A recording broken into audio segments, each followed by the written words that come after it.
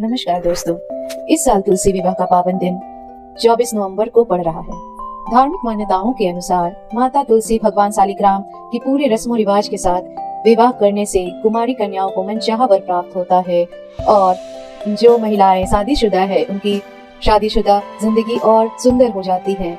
इतना ही नहीं, जिस घर में तुलसी का पौधा होता है उस घर में माँ लक्ष्मी नारायण के साथ सदैव ही विराजती है। हर साल तुलसी विवाह देव उठनी एकादशी या फिर कार्तिक द्वादशी के दिन मनाई जाती है।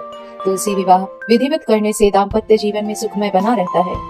पति पत्नी के बीच के सारे मनमुटाव तुलसी शालिग्राम पूजा से दूर हो जाते हैं। तुलसी विवाह से जुड़ी एक बहुत ही रोचक पौराणिक कथा जुड़ी है। चलिए जानते हैं उस कथा के बारे में। ऐसा कहा जाता है कि प्राचीन काल में एक जालंधर नामक राक्षस था, जिसका चारों तरफ हाहाकार मचा हुआ था।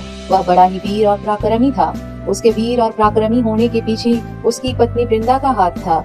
वह इतनी पतिव्रता थी, इसी कारण से उस जालंधर का कोई भी बाल बांका नहीं कर सकता था। इसलिए वह जालंधर सभी देवगण को परेशान करते रहते थे।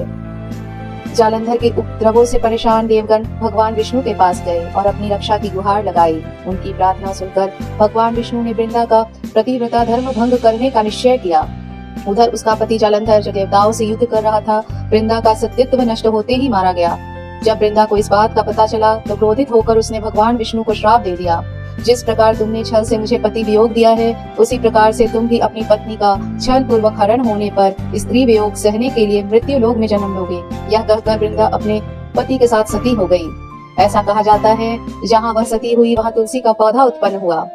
एक अन्य प्रसंग के अनुसार वृंदा जी ने विष्णु जी को यह श्राप दिया कि तुमने मेरा सतीत्व भंग किया है, अतः तुम पत्थर के बन जाओगे। विष्णु बोले, हे वृंदा, यह तुम्हारे सतीत्व का ही फल है कि तुम तुलसी बनकर मेरे साथ ही रहोगी। जो मनुष्य तुम्हारे साथ मेरा विवाह करेगा वह परम धाम को प्राप्त होगा। तब से ही कार्तिक मास में तुलसी जी का विवाह शालिग्राम जी के साथ किया जाने लगा। वहीं बिना तुलसी दल के शालिग्राम या विष्णु जी की पूजा अधूरी मानी जाती है।